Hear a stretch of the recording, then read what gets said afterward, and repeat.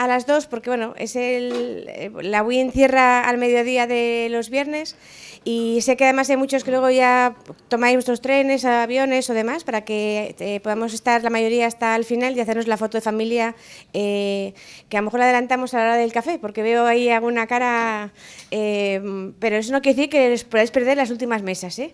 De hecho, en la última mesa que tenemos a Tony Zamorano, llegó ayer de Senegal, ha perdido el avión de conexión y no sabemos muy bien si va a llegar o no llegar a la última mesa, pero tenemos ya un plan B preparándose mentalmente, o sea que todos los años tenemos a alguien que tenemos que rescatar del público y le hacemos un upgrade, como los aviones, y a business, o sea, pero tú vete pensando por si acaso, pero tienes suerte que es la última mesa, la última de la mañana. Bueno, pues nada, no quiero robar tiempo a la mesa. Vamos a empezar por una mesa que a mí me encanta porque, claro, aquí cada uno barre para casa y tira para lo suyo y es la mesa de la formación, de la educación. Isabel Maclin, que junto con Juliana son de la asociación La Papaya, que es que siempre llamo Las Papayas y me dicen siempre, pero la asociación es Papaya. Digo, vale, pues Asociación Papaya, que las conocí hace unos años y la verdad es que fue esos encuentros que marcan y ya las adopté como si fueran 2 hijas más. Y se dedican a esas competencias blandas, esas que cada vez hacen más falta a nuestros alumnos. Y bueno, le voy a dejar que ella diga lo que hace la asociación, que no voy a hacer spoilers. Y el resto de la mesa, pues también, bueno, creo ya es su segundo año incluso en la mesa. Y Simón ha ido cambiando también de gorro y sombrero, pero está aquí también en Cantabria. Intentamos que en todas las mesas, bueno, creo que os habéis dado cuenta ya a estas alturas, que Cantabria está siempre muy presente, ¿vale? Siempre intentamos que haya algo de Cantabria en la mesa, mucho de Cantabria en las bolsas y bueno, somos un poco como Revilla y Bustamante en versión académica y nos queda disimulado, pero ahí hacemos. Y Ángela, son estas conexiones a veces de casualidad que surgen estupendas.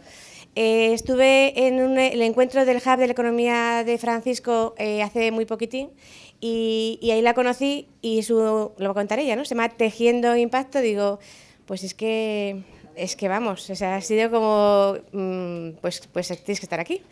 Y realmente ella venía también como asistente y por una baja que también tuvimos hace más tiempo, ¿no? Dije, mira, pues es que esto está todo alineado. Así que a veces estas incorporaciones se hacen con un poco más de tiempo, otras veces son así, de aquí te pillo, aquí te mato. Y si no, que os lo diga a Estefanía, que también subió al estrado de esa manera. Bueno, pues nada más, 1:30. En punto, empezamos como si fuera puntual. A ver. Vale, me oís bien, ¿no? Sí. Bueno, buenos días a todos. Encantada de estar aquí con vosotros. Enhorabuena por venir a la última mañana y seguir aguantando, como decía Ana. Está la sala bastante llena, muy ilusionada por mi parte de estar moderando esta mesa, en concreto del tema de la educación, que es un tema que me ha perseguido toda la vida. O sea, me apasiona para mí personalmente y para nosotras en Papaya la educación es al final la solución a todo, ¿no?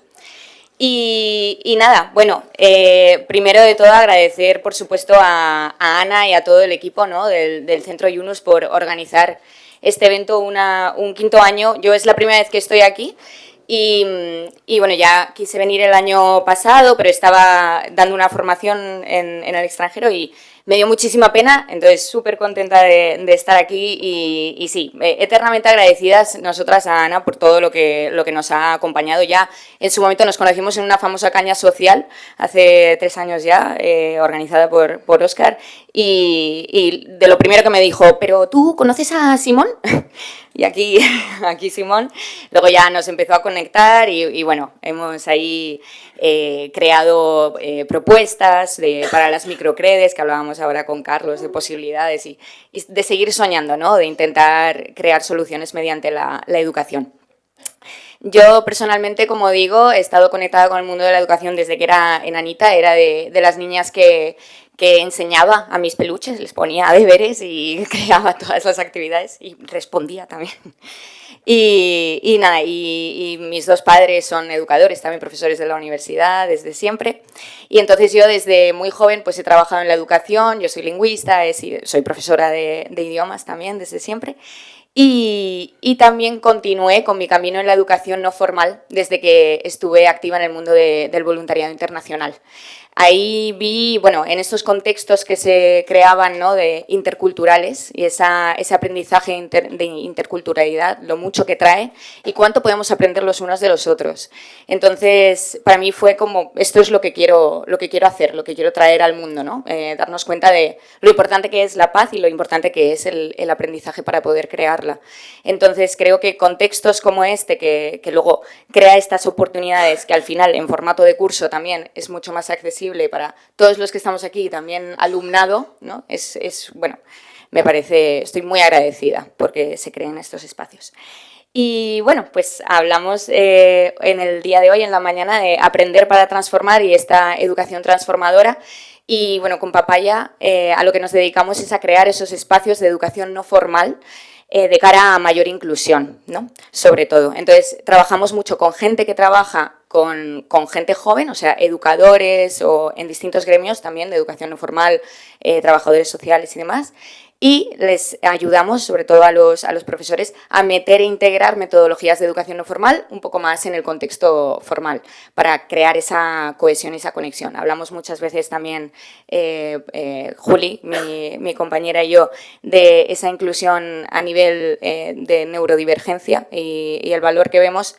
Y tenemos varias historias de participantes que nos han contactado, ¿no? Bueno, uno en particular nos escribió hace nada, diciéndonos que bueno, una de nuestras formaciones le había hecho darse cuenta de que otros tipos de aprendizaje le valían mucho mejor y quiso entenderse y un año después nos escribió que le habían finalmente diagnosticado con un grado de autismo y que estaba eternamente agradecido de poder entenderse finalmente y ver, sacar sus fuertes mejor, ¿no?, de distintas formas y bueno, eso es a lo que nos dedicamos y eso es lo que nos apasiona. Así que nada, aquí también creando estos espacios de aprendizaje para todos nosotros y aprender los unos de los otros, trabajamos mucho con la inteligencia colectiva y tengo aquí en esta mesa fantástica que tenemos de aprender para transformar educación, capacidades y nuevas narrativas de impacto, ese impacto que traemos mediante la educación en distintos contextos.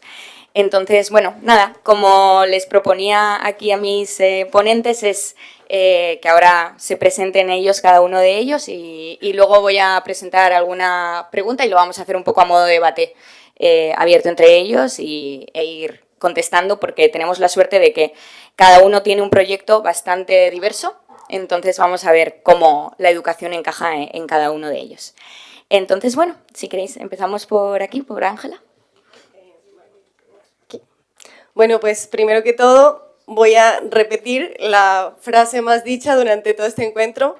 Ana, muchas gracias.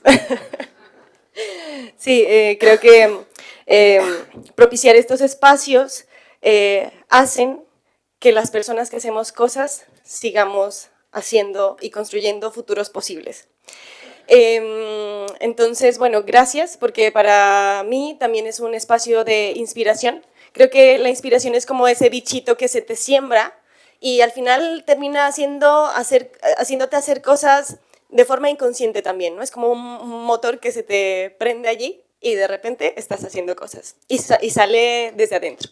Entonces, todo lo que yo he escuchado en estos días ha sido para mí fuente de inspiración. Me voy con muchas ideas, contactos y ganas de seguir haciendo cosas.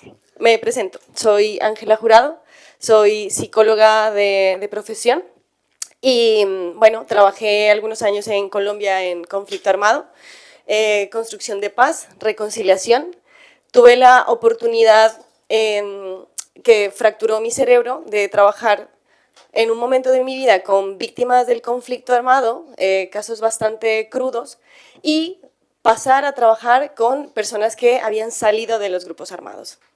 El pensamiento que me llevó a tomar la decisión de aceptar trabajar en la Agencia Colombiana para la Reincorporación, porque claro, dices, estaba trabajando todo este tiempo con personas víctimas de desaparición forzada, etcétera, y voy a pasar al otro bando. Y hubo un pensamiento que cruzó por mi mente y fue el que me llevó a tomar la decisión radical de decir, sí, tengo que hacerlo. Y es que un fusil menos son 1, 2, 100, 5, 1000 víctimas menos. Tomé la decisión de trabajar en la agencia y hasta el último día lo hice con toda mi presencia profesional y personal. Decidí venir aquí porque ya llega un momento en el que tienes que... Yo decidí venir porque dije, o sigo enfrentándome a esto y me vuelvo una piedra o tomo distancia para luego volver con calma. No quiero dejar de hacer las cosas bien. Vine y tuve la oportunidad de empezar un máster en Derechos Humanos por situaciones. Me pasé a otro en audiovisuales. ¿Por qué? Porque siempre tuve esta idea de que la realidad, como yo la había visto, esos discursos que escuchaba cada día, superaban la ficción. Es que era así. Y quería contarlos, quería que lleguen a las personas, no solamente a través de informes, porque allí en Colombia se genera cada año un libro que se llama Nunca Más, y sabía que las personas de a pie no iban a leerlo, o sea, la memoria iba a quedar por ahí. Entonces, con los formatos audiovisuales, pues, y todo esto lo cuento porque tiene mucha relación con lo que hacemos en Tejiendo Impacto. Para yo poder quedarme aquí, dije, y una vez un compañero me escribió, ¿pero qué haces, Ángela? O sea, psicóloga, experiencia en conflicto armado, ¿estudias audiovisuales? O sea, ¿para dónde vas? Y yo, pues, parce, voy a hacer lo que yo quiero hacer, ¿vale? Yo voy a construir mis sueños. Y la forma de quedarme aquí fue construir proyectos, permitirme fliparme. Yo no había estudiado eso, pero me iba bien escribiendo. Entonces empecé a escribir proyectos, los presentaba a subvenciones, tal. La verdad es que me fue muy bien, estoy aquí. Y Tejiendo Impacto salió de allí, de permitirme con otras dos compañeras, también muy dadas a lo social y muy flipadas, de decir, venga, vamos a intentarlo. Mis dos compañeras son, una estudió ADE y la otra es Educación Financiera, Finanzas, y como trabajábamos con mujeres víctimas, no, con mujeres migrantes, aquí en un programa de emprendimiento, empezamos a identificar cosas que decíamos, bueno, igual esto no se hace así, un poco relacionado con lo que comentaba ayer, este tema de indicadores tienen que hablar más allá de eso. Decidimos montar Tejiendo Impacto para poder hacer algo que vemos que hace falta, y es poder naturalizar, hablar de dinero en términos de, a ver, es algo que nos trasciende a todos, a todas, todos los días lo necesitamos, pero ¿cuántas veces hablamos nosotros con otras personas de esto? Y empezamos a compartir información al respecto. Decidimos crear Tejiendo Impacto, que tiene 3 líneas. Una es educación financiera con perspectiva de género, emprendimiento y fortalecimiento de empresas, y visibilización, claro que sí, tenía que estar ahí. Y lo que nos diferencia es que están esas dos partes. Las herramientas técnicas y financieras, que mis compañeras son expertas en ello, y yo la parte psicológica. ¿Y en qué le vi el sentido? Otra flipada.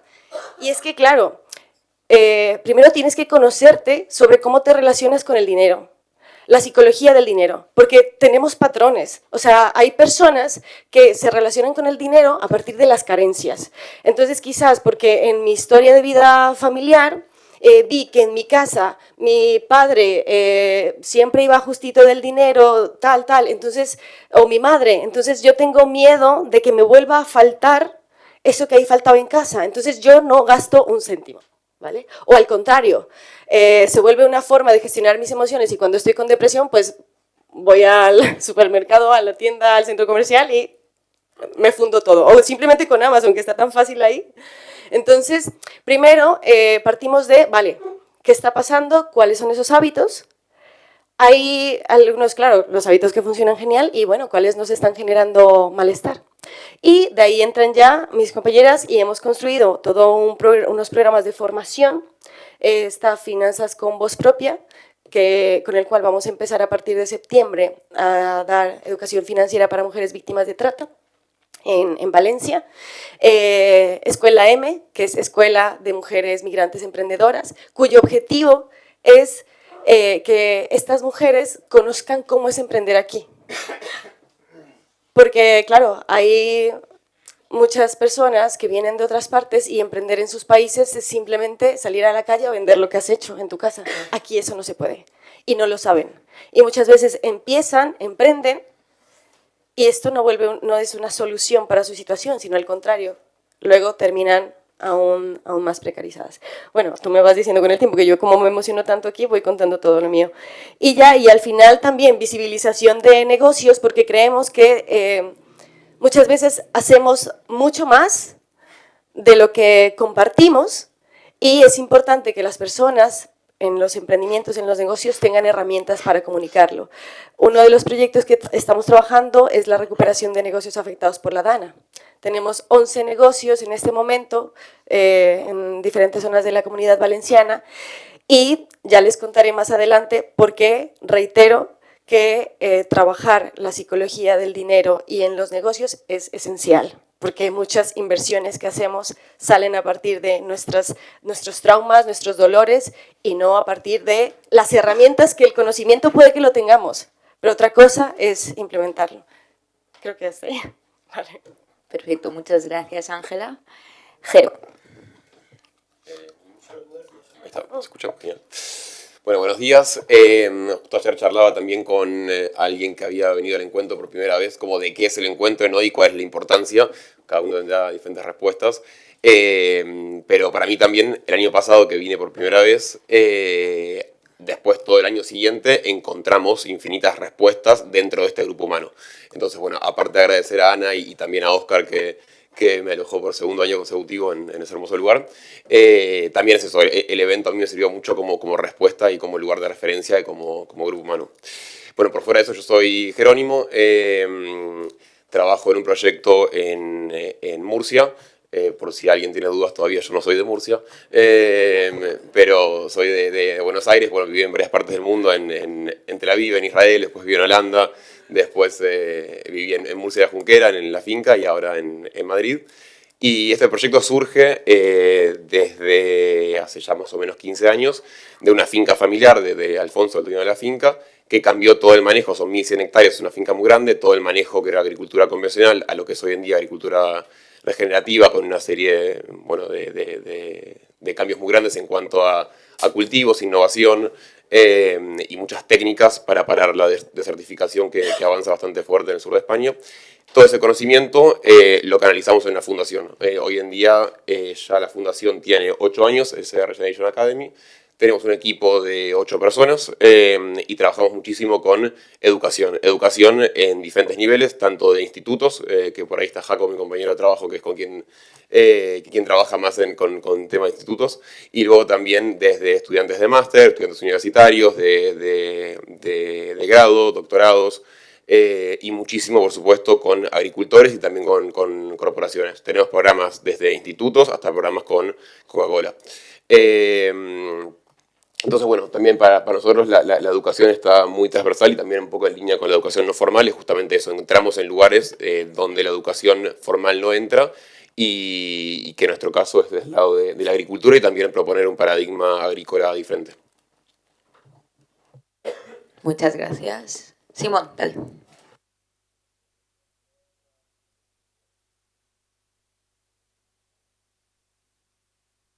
Ahí está. Bueno, primero, gracias a todos. La verdad que estaba recordando los años anteriores también que he podido estar aquí y este año me daba mucha rabia porque no podía... tengo media familia en casa durante esta semana, era la semana en la que se ha juntado todo y no podía estar en todo el tiempo. Pero recordaba además que en 2008, la primera vez que yo di un curso ya entrado en la vida profesional fue en esta sala, con los cursos de verano de aquí también. Entonces fue como, me he sentado aquí y digo, uy, la leche, esto me trae ahí, porque otras veces hemos estado en otra sala y era justo esta sala, ¿no? Entonces me ha traído los recuerdos de lo potente que son los cursos de verano y especialmente este, ¿no? Que genera una comunidad tan potente y tan profunda. Y bueno, pues a nivel de trayectoria muy resumido, algunos me conoceréis quizá de Asoka, porque he estado dirigiendo en los últimos 9 años el área de educación en Asoka y con toda la oportunidad de viajar por todo el mundo, de conocer, investigar colegios, metodologías, emprendedores sociales que desarrollaban una educación transformadora y ver esos patrones que existían entre todas esas metodologías, y la verdad que para mí ha sido una maravilla con el equipazo que tiene Asoka en España y en todo el mundo. Y de ahí escribí el libro Una educación que transforma, recogiendo todo ese aprendizaje y volcándolo, ¿no? Después antes de eso hicimos un posgrado en la Universidad Camino José Cela y dije, esto tenemos que buscar la forma de asentarlo, y de ahí nació el libro, ¿no? Que podéis conseguir gratis en PDF, en internet o comprado en papel, ¿no?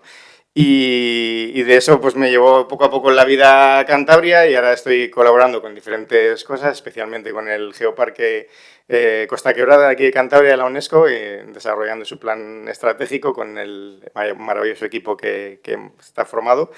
Y os cuento rápidamente esto porque creo que es muy relevante, a lo mejor sale un poco más en las cosas, pero el geoparque me hace gracia porque justo el pulpo es un poco como el símbolo también del geoparque de aquí, y realmente es un geoparque muy extraño porque no hay ningún geoparque en el mundo que tenga una población humana tan grande dentro del propio geoparque. Estamos hablando de casi 200.000 personas viven dentro de un geoparque aquí en Cantabria, con todas las consecuencias que tiene eso a nivel económico, turístico, modelos, influencia y todo lo que se puede trabajar de esa forma. Entonces aquí la educación es una de las piezas estratégicas clave en todo lo que tiene que ver con la visión del geoparque, ¿no?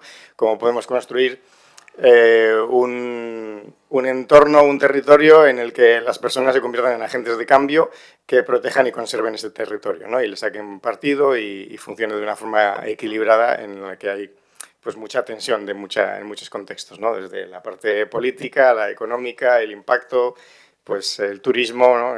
Nada que contar.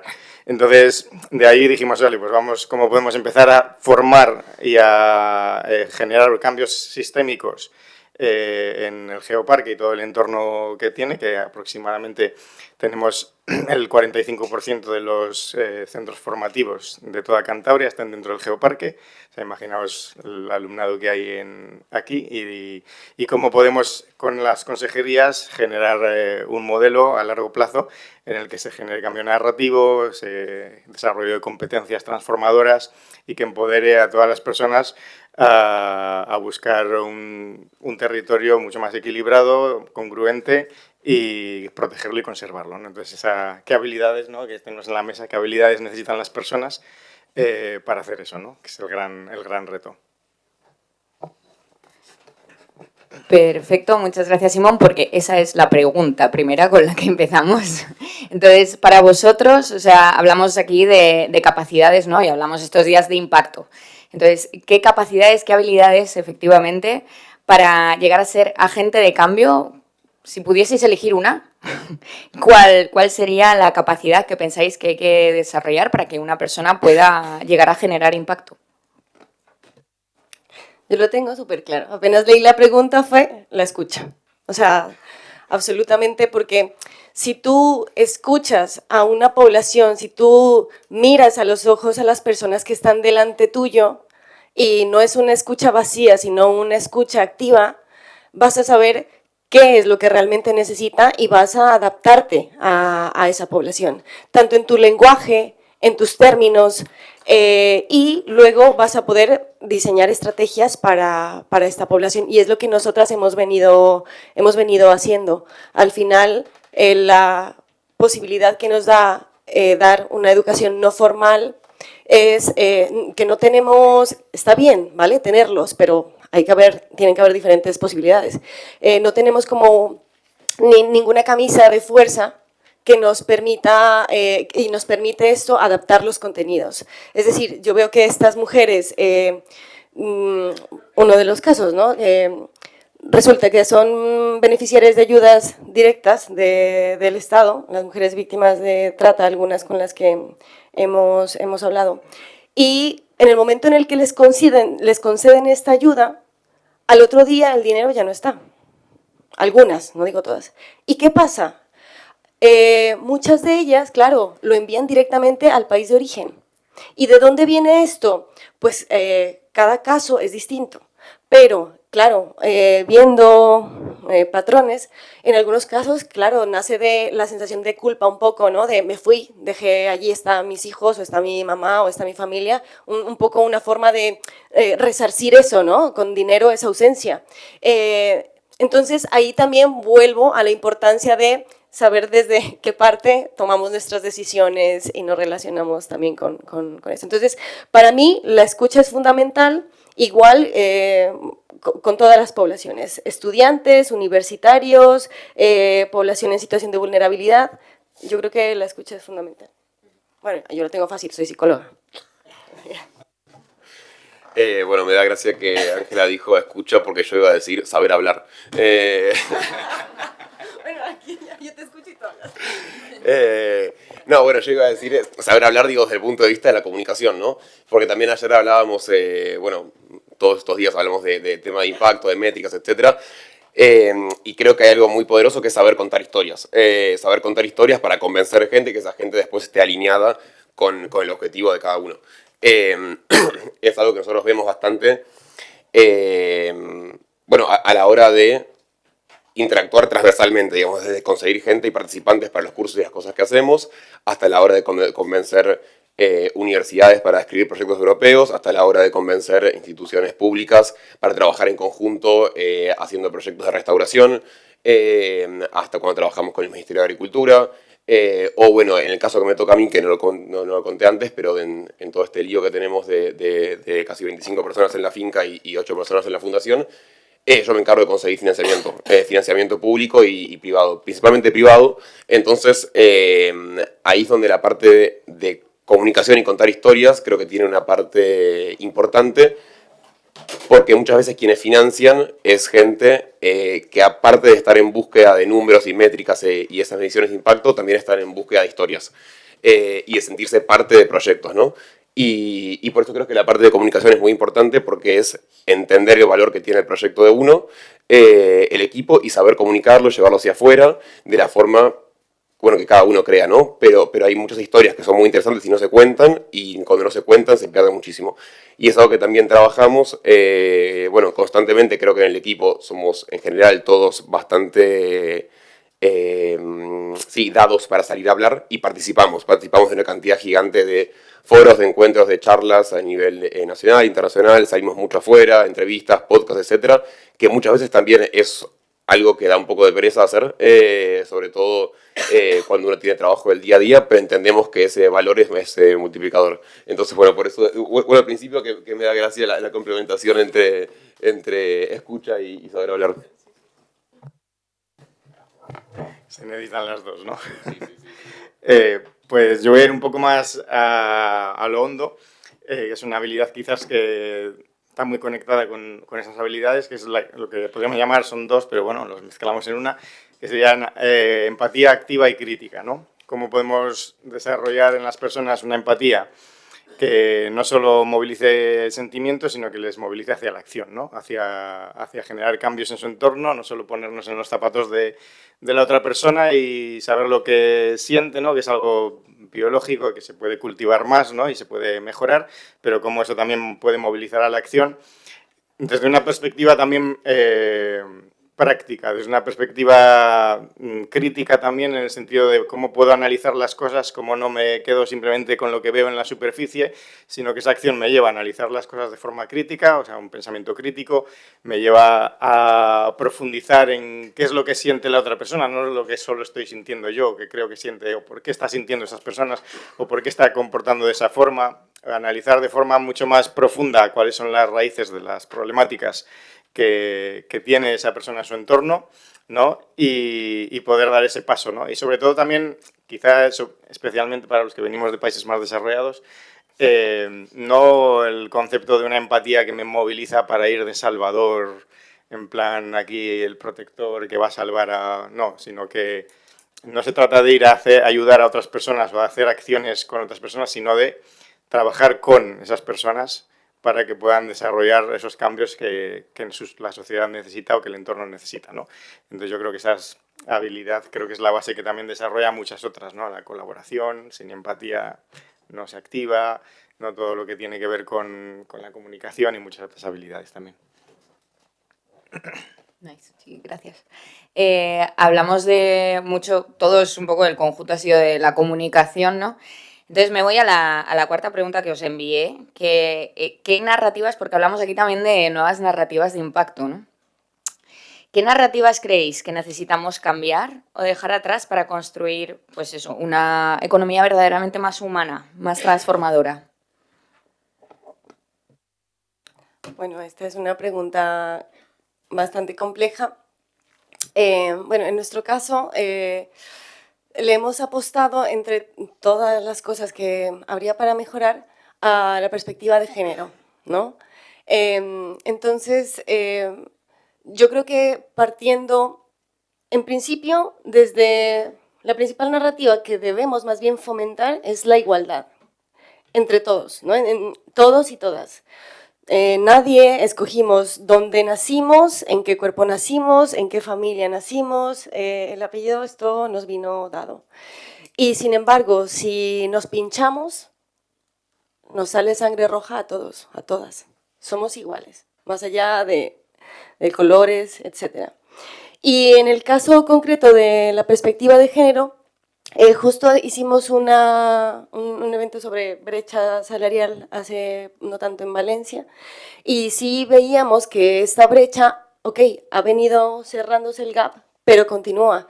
Entonces el Instituto de la Mujer nos dio un informe en el que indica que la brecha sigue persistiendo alrededor de 15,74%. Esto implica, y les hago la pregunta, ¿qué harían ustedes con más o menos 4.784 euros si les llegaran así? Pues yo a veces me lo pienso y digo, uy, qué bien, me iría a mi casa, visitaré a mi familia, voy y vengo, o quizás compraría algo que necesito. Pues eso es el promedio de lo que dejan de ganar las mujeres anualmente con relación a la brecha salarial, ¿vale? Eso es a nivel nacional. ¿Qué ha venido cerrándose? Sí. Hace 10 años porque este informe, claro, se entregó este año en febrero, pero es de resultados de un análisis de 2023, ¿vale? Y en 2013 la brecha era mucho mayor. Bueno, yo aquí tengo números porque si no me lío un poquito. Era de casi 24%. Entonces todavía nos falta. Y eso es una de las narrativas que hay que cambiar, ¿vale? Hay que promover y garantizar estructuralmente condiciones para que esa brecha de género se cierre en todos los escenarios y, bueno, con comunicación, sensibilización y medidas estructurales.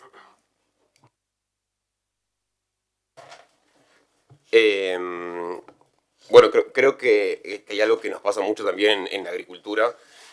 Bueno, para poner en contexto brevemente, la finca, como decía, está en Murcia, estamos en el medio de la nada, si uno mira alrededor no hay nada, hay un par de pueblos que están bastante ya venidos a menos, y hace 15 años en esa zona no había nada. Llegó Alfonso en su momento a ver qué podía hacer, pasaron 15 años y como decía antes, la finca está muy transformada, hay 25 personas trabajando en la finca, 8 personas en la fundación, tenemos una infinidad de proyectos europeos de financiamiento, etc., ¿no? Y creo que hay una narrativa del no se puede, que es algo que constantemente también lo vemos en la agricultura porque trabajamos con agricultores y a mí me toca mucho la parte también de trabajo con agricultores, que hay una cuestión de siempre se hizo así toda la vida, entonces no se puede cambiar. Bueno, nosotros tenemos el ejemplo de que sí se puede cambiar, se puede hacer algo diferente. Me parece que también hay una ventaja de a veces de venir de afuera de una industria, que uno viene con menos de esos límites, porque uno dice, bueno, no sé, pruebo a ver qué tal, ¿no? Entonces, cuando trabajamos mucho con agricultores, vemos que la gente joven, en el campo la gente joven es menos de 40, la gente joven tiene la posibilidad de cambio mucho más metida adentro y piensa que hay posibilidades de cambiar y viene en búsqueda también de modelos agrícolas diferentes. En la gente más grande hay una cuestión que es toda la vida se hizo así, si se hace así de siempre, evidentemente no se puede cambiar, es lo que hay, ¿no? Entonces también trabajamos mucho cuando decías lo de la narrativa, sobre esa narrativa, ¿no? De que hay una posibilidad de cambio y también en ese sentido creo que en la posibilidad de cambio es importante crear ejemplos y vuelvo a la parte anterior de comunicación, de saber también comunicar ejemplos, porque creo que en el caso, bueno, particular de la agricultura, el caso nuestro, hay infinidad de ejemplos muy interesantes de gente que hace cosas que son muy inspiradoras, pero muchas veces no tienen visibilización. y a veces lo que falta para que haya cambio y haya gente que tenga esa inspiración de que pueda haber algún modelo diferente es que se visibilicen los casos de cambio. Entonces, bueno, creo que eso para cambiar narrativas es también cambiar la narrativa del no se puede y probar. Y muchas veces el no se puede, efectivamente no se puede, ¿no? Pero muchas veces también es probar. Y un ejemplo muy corto en eso, bueno, creo que en la Junquera y en la fundación somos todos bastante cabezaduras. Y el principal cabezadura es Alfonso, que es el dueño de la finca. Que en Murcia no hay vacas hace como, no sé, 100 años. A Alfonso le gustan mucho las vacas de toda la vida. Entonces hace como 7, 8 años empezó con la idea de traer vacas, ¿no? Había una raza murciano-levantina histórica en Murcia, entonces buscó la forma de, había 3 o 4 vacas dando vuelta por Murcia, bueno, las buscó, las compró, y todo el mundo le decía que es imposible que haya vacas en Murcia, porque en Murcia básicamente no hay pasto. No sé si conocen Murcia, pero en Murcia no hay pasto. Entonces, de hecho, trajimos en su momento a un experto que sabe muchísimo de ganadería y que es un experto de ganadería regenerativa y tal. Entonces, bueno, vino a la finca y empezó a caminar de vuelta. Tenemos 1000 hectáreas, una finca muy grande, ¿no? Caminamos por toda la finca, por el monte, por arriba, por abajo. Y su conclusión fue... ¿qué van a comer estas vacas? O sea, porque no hay pasto, entonces piedras no van a comer. Bueno, pero 10 años después tenemos 200 vacas, encontramos comida, el pasto volvió, encontramos forma de mantener las vacas dando vuelta por 30.000 hectáreas y otras fincas, y eso también es por la narrativa de decir, bueno, en principio no se puede, pero vamos a ver si se puede. Y así creo que es la historia en su totalidad de la Junquera y la parte de fundación, que es de transformar muchísimos no se puede en se puede, y es lo que también tratamos de hacer con agricultores y gente en la zona, y así, bueno, fuimos construyendo otros ejemplos. Bueno, pues bueno, yo veía como 2 paradigmas, uno quizás más enraizado en toda la trayectoria humana, ¿no? Que es el paradigma más de separación y dominio, ¿no? Que es como constantemente es algo que nos separa, ¿no? Es decir, económicamente, socialmente, toda la estructura está montada para generar dinámicas de dominio de unos a otros y de separación.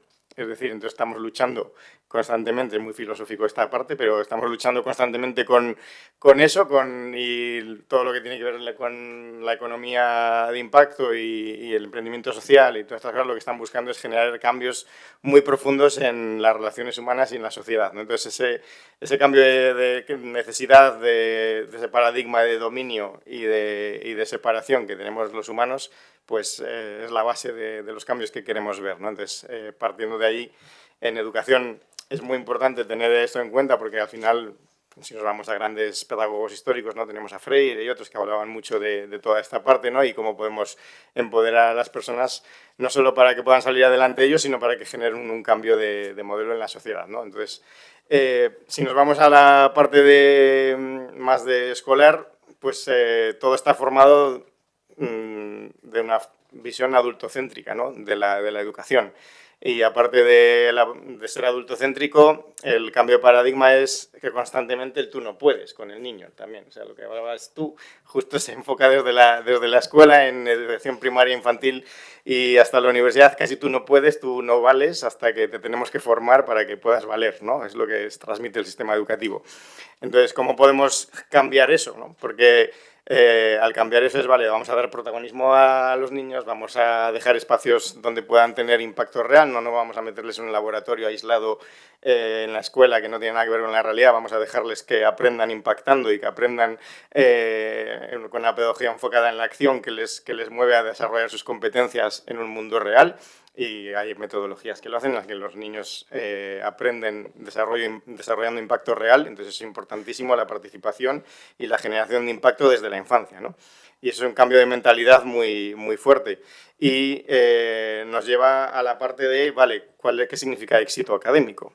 Porque si estamos generando un cambio que queremos ver, ¿qué significa un éxito académico? ¿Simplemente el conseguir dinero y una carrera y ir a la universidad? ¿O éxito académico significa que está la persona preparada para impactar en su entorno, por ejemplo, ¿no? Y generar transformaciones, ¿no? Creo que es algo, yo siempre digo que yo no quiero que mis hijos aprendan a sobrevivir, quiero que mis hijos aprendan a transformar, ¿no? No quiero Aquí lo que hacemos es que enseñamos a los chavales a conocer el mundo para adaptarse al mundo, pero no les enseñamos para transformarlo, ¿no? Entonces, ¿qué habilidades y qué competencias necesitan para poder transformarlo? Sumado a esto, yo creo que, pensando mientras los escuchaba, una de las narrativas que podemos transformar es que no hay que hacer las cosas solas y solos, ¿no? Que en verdad, si nos conectamos juntas, juntos hacemos más, o sea, en todos los sentidos. Tenemos más capacidades, más posibilidades y nosotras mismas lo hemos aprendido de habernos encontrado aquí en la asociación, de trabajar también con administración pública, con empresa privada, con tal, y hay personas que quieren hacer cosas. Entonces hay que ir a por ellas y decir, nosotras también estamos aquí con disposición y juntas hacemos más. Muchas gracias. Bueno, tengo una última pregunta, pero quiero primero chequear un poco también con vosotros. Si vosotros tenéis preguntas y luego si no, la hago yo por los tiempos. Adelante.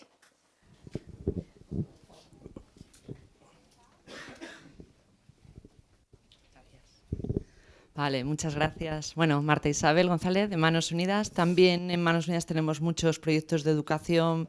Me encanta escucharos, aunque me venía conectando porque llegaba tarde por el checkout y tal. Pero un tema que hemos estado comentando ayer, que sí, la actividad de ayer también era trabajo, en el momento del networking de la noche, era que para el tema educativo tenemos que estar más abiertos a interdisciplinar todo, ¿no? O sea, lo digo porque en estos días ha habido algunos momentos en los que si alguien dice, perdonad, pero voy a conectar esto con la filosofía, o disculpad, pero esto desde mi fe o desde lo que sea espiritual, y estuvimos hablando un poco de eso, porque yo creo que hay un algo que no se mide, estamos también haciendo chistes un poco de eso, cómo se mide el amor, cómo se mide la entrega, cómo se mide el servicio, justo los intangibles, ¿no? Pero en realidad creo que debemos de ser un poco más, y creo que en la mesa dais ejemplo de ello, ¿no? De esa mezcla, veo a Isa, hablábamos de las Erasmus, de los jóvenes, veo a Ángela, a la que conozco muy bien, el trabajo de Tejiendo Impacto, totalmente alineado con la economía de Francisco. En fin, yo pediría a todos en la sala, ¿no? Esa apertura para ir mezclando. Tengo una amiga matemática, a la cual está trabajando con un tema también conmigo de la IA, que estamos trabajando un tema crítico, que ya os pasaré una encuesta en el grupo para que me ayudéis, y me decía un día, es que yo soy un perro verde porque hice matemáticas y filosofía, ¿no? Empieza a haber estudios de matemáticas y filosofía, entonces seamos también punteros en eso. Y luego una petición personal de comunicadora, por favor, usemos otra palabra de narrativa, además, o sinónimos. Creo que la estamos un poco, como nos pasa normalmente con las palabras, manoseando, porque es difícil hablar de argumentos, discursos, o sea, es muy difícil, pero bueno, eso ya es un tic mío, perdonad. Muchas gracias.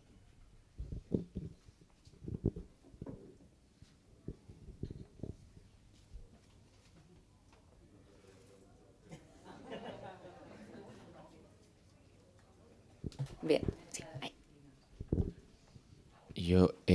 Mi pregunta es para los que estéis haciendo educación más informal, más en la acción. Hay como bastante crítica a que hay muchos de estos métodos que parece que no están dando los resultados esperados, ¿no? Entonces y que la instrucción directa funciona en determinados contextos mejor. Entonces, si habéis visto de estas cosas, ¿qué es lo que hace que funcione y que no funcione este tipo de metodologías basadas en descubrimiento, ¿no? Muchas gracias por la pregunta, porque era mi pregunta, de hecho.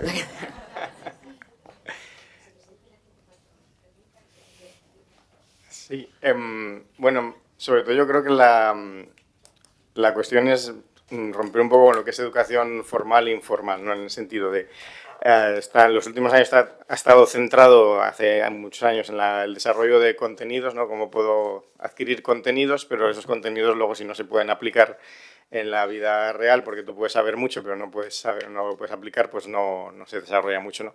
Todo lo que es el cambio legislativo, ha llevado al desarrollo de competencias, ¿no? Es decir, cómo podemos aprender a hacer cosas y aprender a desarrollar y poner esos contenidos y esas destrezas en contexto y poder desarrollarlo. Y hay muchísimas metodologías que están comprobadas que funcionan. Muchos padres a veces dicen, no, pero es que luego cuando mi hijo vuelva al instituto, ¿cómo va a encajar en un sistema tradicional? Bueno, pues, joder, ha tenido la oportunidad de poder experimentar muchísimas cosas antes y ahora vuelve al instituto, si no le queda otro remedio, de ir a un instituto tradicional, pero va a tener muchas más habilidades, está comprobado además que luego al final saca mejores notas incluso que otras personas que no han pasado por ese desarrollo de competencias. Lo ideal sería también que en los institutos se pudieran incorporar mucho más estas metodologías que están enfocadas en una pedagogía que está orientada a la acción. Como hablaban antes, la parte de interdisciplinaridad, en educación hablamos mucho de interdisciplinaridad y globalización de aprendizajes, es decir, no meter los aprendizajes en cajones, sino que los chavales puedan desarrollar proyectos y competencias de forma interdisciplinar y que puedan jugar con esas cosas para ponerlas en un contexto real, porque al final, ¿qué es aprender? ¿No? Es decir, aprender es saberse algo de memoria, o aprender es coger toda esa información y tener las habilidades y las competencias para desarrollar una acción en el contexto real. En el trabajo no te van a decir, dime los ríos de España. Te dirán, si trabajas en ríos, pues a lo mejor te dirán, oye, estos ríos, ¿de dónde viene el caudal? ¿Cómo podemos coger? ¿Qué podemos hacer en temas regenerativos? O sea, es mucho más complejo que simplemente saberse las cosas de memoria. ¿Que hay que saberse las cosas? Pues claro que hay que sabérselas, pero yo creo que ahí va más enfocado en ese aspecto, ¿no? O sea, no solo es concienciar, por ejemplo, ¿no? Vamos a hablar de temas medioambientales, vamos a concienciar y hacer talleres de sensibilización en los colegios. Los chavales al final, si no desarrollan competencias que les permitan utilizar todo eso para en el contexto real, pues no. Y en cuanto a la parte de si está comprobado que las metodologías funcionan, en cuanto a investigación está comprobado que funcionan.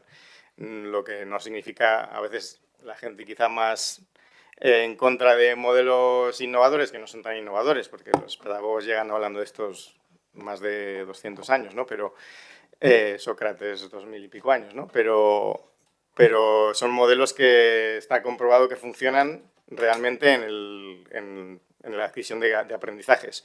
Y además no solo eso, sino que dices, oye, no solo aprenden igual o más, podríamos decir, no estamos diciendo que la memoria no haya que ejercitarla ni que no haya que memorizar cosas, porque está claro que las funciones ejecutivas, hablando más a nivel educativo, una de ellas tiene que ver con la memoria, o varias de ellas. Entonces, claro que hay que ejercitar las funciones ejecutivas y la memoria, tal, pero no sin sentido, ¿no? Y esto es un chico cuando tiene que estar trabajando en un proyecto, una metodología muy concreta, aprendizaje-servicio. Generar un proyecto con impacto social. Cuando el chaval tiene que desarrollar un proyecto, es muy parecido a lo que hacemos en un trabajo. Y en un trabajo también tenemos que memorizar, porque tenemos que explicar cosas y tenemos que aprender palabras nuevas y tenemos que saber explicar cosas nuevas en comunicación. Todo eso son competencias, ¿no? Y para el uso de competencias necesitas tu memoria de trabajo, y necesitas tu memoria a largo plazo, y necesitas, o sea, todas esas cosas se necesitan. Pero está comprobado que cuando hay un uso real y un uso con impacto además, tiene mucho sentido. Y una cosa que creo que es muy interesante, que los mayores resultados no se ven solo en colegios o con colectivos que podrías decir que, bueno, que tienen una educación con muchísimos accesos, de clase alta, o colegios, ¿no? Pues ahí quizás fíjate que en las investigaciones dicen que ahí quizás los resultados son menores, o sea, no hay hay un crecimiento en resultados, pero no tan grande. Pero cuando llevas esto a contextos vulnerables o situaciones que no tienen acceso a una educación con tantos recursos, es exponencial. O sea, es increíble la mejora que tiene. ¿Por qué? Porque hay mucha más motivación, esos chavales necesitan mucha más motivación. También está la parte de la participación. Cuando anulas la participación, pues hay chavales que ya se desconectan. Todo el tema de divergencias, pues claro, si das muchas más formas de expresión, de evaluación, de aprendizajes que en diferentes canales, pues muchos más chavales tendrán acceso a ello. Entonces ahí es exponencial. O sea, y sobre todo que creo que es muy importante en todo lo que tiene que ver con la educación transformadora, que es el sentirse protagonista de que tú puedes generar cambios en tu entorno. Cuando tú a un chaval que toda la vida le han dicho que no sirve para nada, de repente empieza a... Pues pongo un caso muy concreto, Fundación Tomillo, bueno, mejor, el IES Miguel Catalán en Coslada, un proyecto de aprendizaje-servicio que juntó diferentes ámbitos de educación, biología, lengua, en un proyecto de aprendizaje-servicio durante todo el año, con alianza con el Hospital de Henares de Alcalá, ¿no? Entonces, al final dices, vale, van a estudiar todo lo que tiene que ver con la sangre, con este proyecto, porque van a hacer prácticas y todo el desarrollo de lengua y literatura van a hacerlo porque tienen que hacer un proyecto en el que tienen que sensibilizar a la población para intentar aumentar las donaciones de sangre de Coslada con el hospital, en colaboración con el hospital. Y eso lo hacen chavales de la ESO, de tercero o cuarto de la ESO. Primer año, segundo año, cada año 200% de aumento en las donaciones de sangre en Coslada. Gracias a chavales de tercero y cuarto de la ESO. Competencias que desarrollaron, hablar en público, prensa, estudios estadísticos, o sea, muy superiores a las de su curso. Con contenidos, si nos vamos al punto tradicional, contenidos que han aprendido, pues todo lo que tiene que ver con la sangre, todo lo que tiene que ver con la comunicación, todo lo que tiene que ver con la biología. ¿Cuál es el problema? ¿No? Intentaré ser breve. O sea, uno, depende de qué llamamos los resultados, si es cumplir con una malla temática o que el hecho también de que desarrolles una educación que cumpla con estándares y parámetros tampoco garantiza que adquieras un aprendizaje. O sea, ¿cuántas personas aquí no hemos cursado materias o hemos hecho formaciones que realmente, o sea, ya... Entonces, no es garantía, ¿vale? Es necesaria porque estamos en una sociedad que es la que es, o sea, en una época histórica en la que nos tocó vivir y con un sistema que es el que es. Y sabemos que un título nos sirve para ciertas cosas y es importante, pero también hay que saber que no somos solo eso, que también hay realidades concretas de personas día a día que necesitan igual otro tipo de formación, que no la consiguen si no hay una cercanía, si no hay una empatía, si quizás en lugar de tener un salón con, yo qué sé, 30, 20, tengo un grupo con 5, 6, 7, 10 personas con las que ellas no tienen miedo a hacerte una pregunta, ¿no? Entonces, depende de lo que llamemos resultados, pero es importante tener el contexto y lo otro que yo creo que en la sociedad brinde más oportunidades es al final un abanico en el cual las personas van a tener opciones que se ajusten a sus necesidades. Hay personas que no pueden acceder a la educación formal y no debe ser una limitante para que tengan los conocimientos que necesitan. Exacto. Yo quiero comentar una cosa porque justo Jero estaba hablando de ejemplos. Yo soy un ejemplo vivo. Perdón, preséntate, por favor.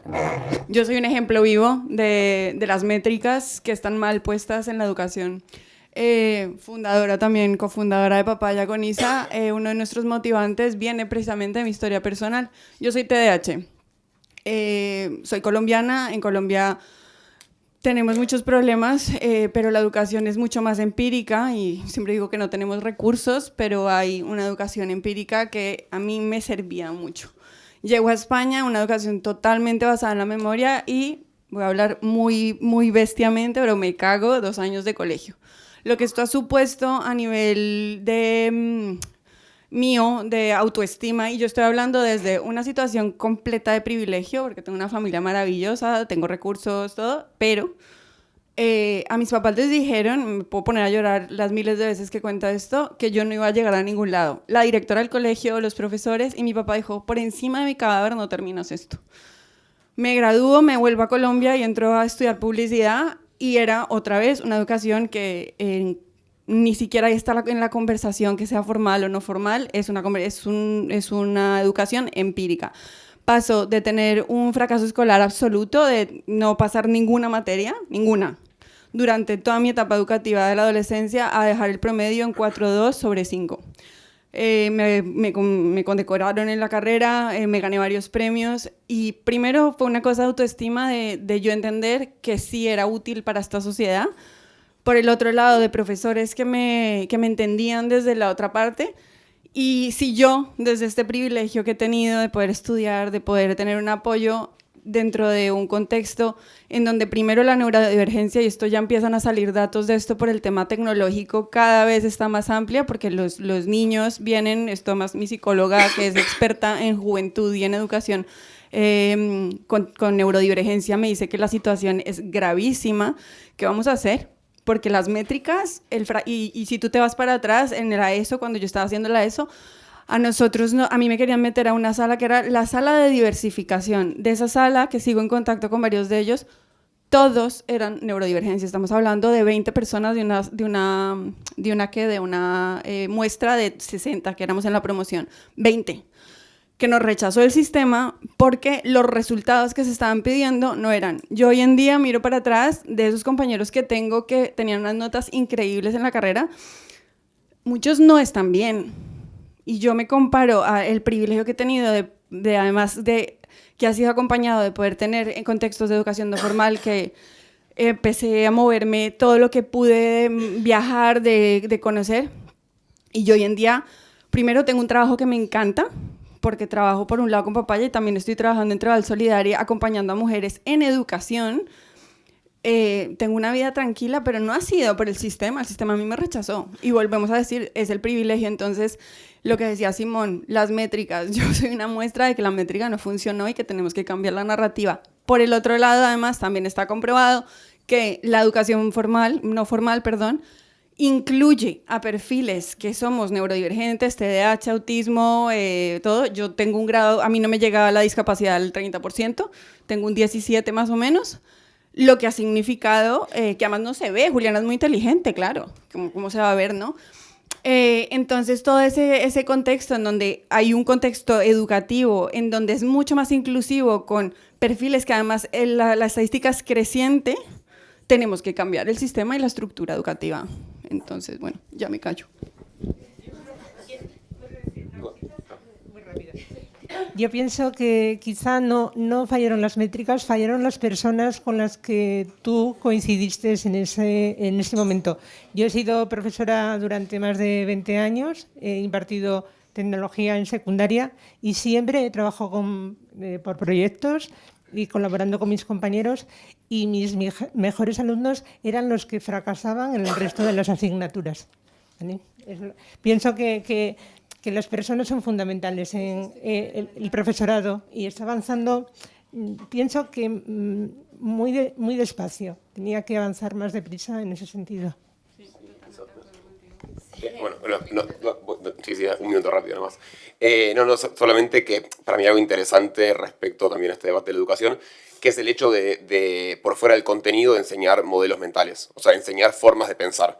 Y eso lo veo muchísimo en el mundo de agricultura y en lo que enseñamos nosotros, y también como la forma de pensar, que no es entender una fórmula, sino es enseñar una mirada, o sea, un modelo mental, o sea, cómo poner la cabeza frente a un reto.